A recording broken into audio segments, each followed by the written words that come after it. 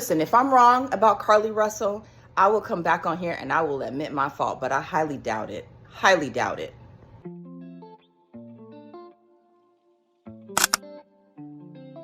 Hey everybody, thank you for coming back to the channel. If you're new to the channel, go ahead and hit that like button and subscribe. It would be greatly appreciated. For all of you that have subscribed so far, I appreciate you so much from the bottom of my heart. Make sure you guys are sharing the video if you find it interesting enough, but if you could at least hit the like button and leave a comment just so that I can get some engagement and see, what you guys think, and if we're all on the same wavelength, or if there's additional perspective that you can share with me, that would be great as well.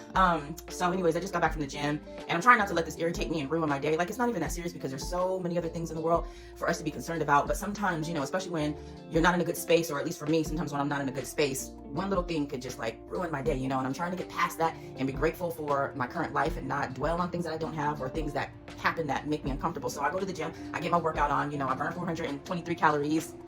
And then I like to get into the sauna. So I go into the sauna or whatever, and there's this woman there. I didn't pay any attention at first, but I'm sitting there, I go to stretch my leg out, I'm doing my 30 seconds because I got physical therapy for my right knee.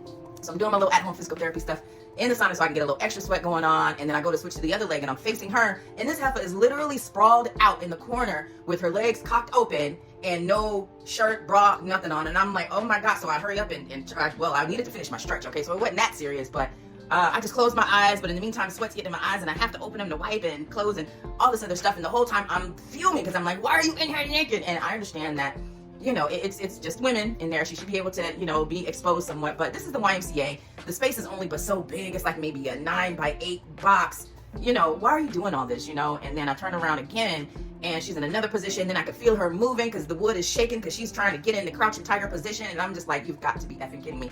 And then another lady comes in and she sits down, and the whole time she's just looking at her like, and I'm like, look, I'm not responsible for what anybody else does. Let me just get on out of here. So I dipped or whatever, but it really irritated because it ruined my moment. You know what I'm saying? But I don't know. Have you guys ever encountered something like that? Because it's not like it was one of those Asian spas where everybody's naked. This is the YMCA. Like, why? I don't know. But anyways, like I was saying before, there are so many other things that are important that, probably need my attention than that. So speaking of importance, I want to understand why there are so many people online that are questioning the validity of Carlee Russell's disappearance. When the news first broke and everybody started sharing it on social media, I was so happy and so proud because, as a lot of you know, Black women and children and men that come up missing don't get a lot of publicity as other people do, especially young white women that are blonde hair and blue eyed. You'll see their information tagged online in the news, going international until a killer is found and indicted. With Blacks, you don't see that very often, which is why I'm so grateful for the Black and Missing Foundation. They post, as soon as they hear a story, they post it. As soon as somebody contacts and let them know, hey, I went to the cops already, my child is missing, can you please? They post that on Instagram, on YouTube. They are active. I think they are based in Baltimore, somewhere in the DMV area. But I'm going to start donating to them monthly. Every year I pick a different foundation that I donate monthly to for a whole year, and then I switch to another organization. But I'm going to start that hopefully when I get off of here while it's fresh in my head. But they do an excellent job of promoting missing people. And so Carlee Russell, a lot of us were, worried, praying. And when the news story broke that she has been found, she's at home, now she's in the hospital getting the care that she needs. And her mother had to put out a statement saying, hey, we haven't slept, we haven't ate for 3 days. Give us time. When the time is right in the near future, we will post an explanation and give updates to the story. And at that moment, I just praised God. I mean, I literally cried because there was something different about this story. And I really feared for this young lady and the child that she stopped for. Fast forward a day later, I get online today, and there's all kind of people with speculations and chats. And this is on a Black person's feed where they're discussing Carlee, and you have a lot of people in the chat going in saying, oh, she probably was doing a lock-in with her boyfriend. There's a whole bunch of hotels stretched along that area. Her and her boyfriend was doing drugs and having sex the whole time. And how did she end up back? You think the kidnappers just turned her in and things like that. And for me, it is just so disheartening to see how our people operate. Like, what are we doing? Can we not offer this girl some grace and the benefit of the doubt? I mean, let me just tell you, number one, a young person is not going to leave their phone, not going to leave their vehicle, not going to leave their purse in a car on the side of the highway for 2 days. It's just not going to happen. Everybody is attached to their phone because of social media and everything else. So to think that she would purposefully abandon her belongings that she pays for so that she can dip off with the guy in the woods? Like, what is really going on? I don't understand the mind frame of some of us and how we don't give each other the benefit of the doubt. Where is the hate coming from? I don't understand it. Now, I could be wrong. Story might break, may end up being some, crazy scandal, crazy hoax, like with the people that went to Mexico claimed she was getting body work done, but really they was flipping keys of cocaine allegedly. I don't know.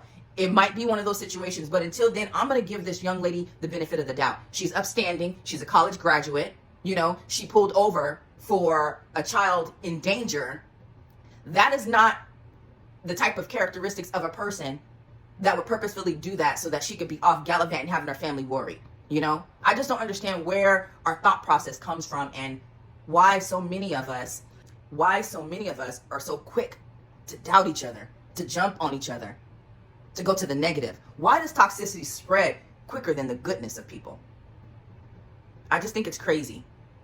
I'm really excited to see the outcome of this, and I'm really interested to see what the outcome will be. What were the circumstances behind this? Because right now we have a lot of allegations and theories out there, and I'm hoping that the mom and Carlee is well enough to tell her side of the story and how she ended up back at her home after all these days. I couldn't imagine as a mother going through that. I feel for her mother, and I pray that God protects her mom and gives her a sense of peace at this time. I also wanted to talk about Jordan Peterson's interview with Tim Ballard, and Jim Caviezel, the guy who played Tim Ballard in A Sound of Freedom, which is a movie about human trafficking. If you guys haven't seen that interview, I caution you to go and see it. It is one of the most,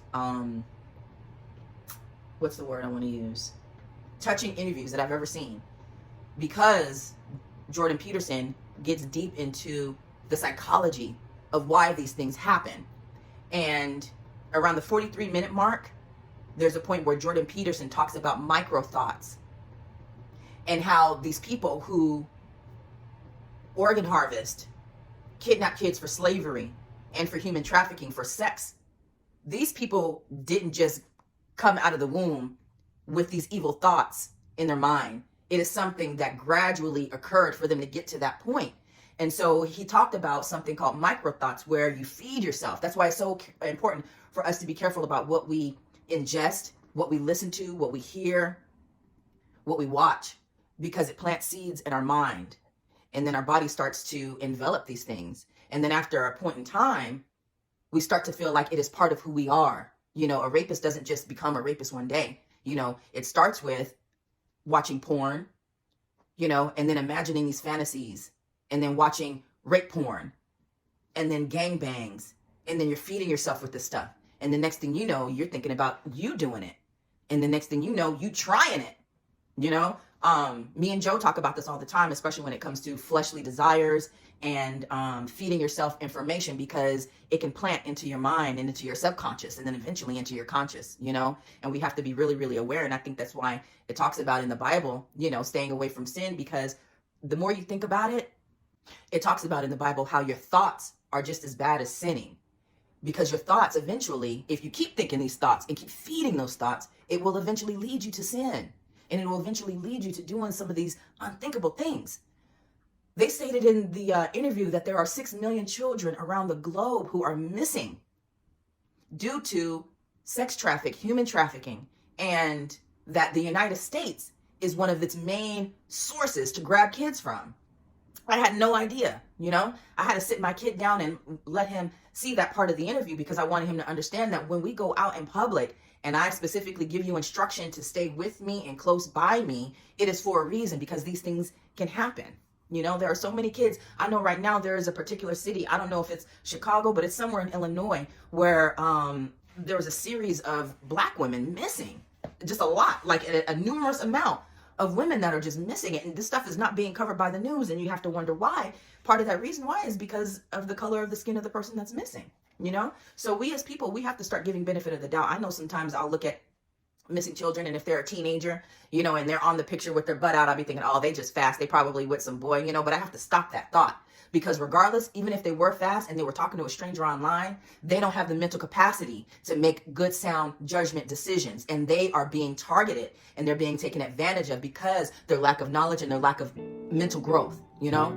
So I just urge you guys, the movie Sound of Freedom, I haven't checked it out yet. I'm still weary about watching it. I may watch clips of it and maybe not the whole thing, but the interview takes a really deep dive into the purpose of why this guy did this particular job, how his wife pushed him to do the job. Not necessarily pushed him, but she gave him the okay to go ahead and do it. Even though we may not be financially stable, what you're doing is so much more important than our financial needs. She was able to trust God and the fact that he would take care of them because her husband was doing something noble and for the greater good. And so the interview is just really spectacular. I'll link it in the description if you guys want to go check it out. But at the end of the day, you know, we're all human and we gotta figure out a way to get along, and we gotta figure out a way to start giving each other the benefit of the doubt when things bad happen. You know, sometimes things do happen and it's really not the person's fault, you know. Are there things that we can be doing to better our lives and to use discernment so that if we see something happening, we can stop it in its track and recognize the signs? Absolutely. But there are so many people out there who are ignorant to the fact of a lot of things, that we have a lot of demons and devils walking amongst us. You know, they're human, but their bodies have been taken by these spirits. And so the closer you are with God, the better relationship you have with the Most High, the easier it will be for you to detect and determine danger coming your way. So anyways, I'll leave you guys with that. I hope you guys have a great day. And again, leave me a comment below if you guys saw the interview, if you guys saw the movie Sound of Freedom, what you guys think. And also, what do you guys think about the naysayers online that are stating that Carlee Russell probably did this on purpose and probably was out and about doing something she didn't have no business doing, having her family worried? All right, until then, take care.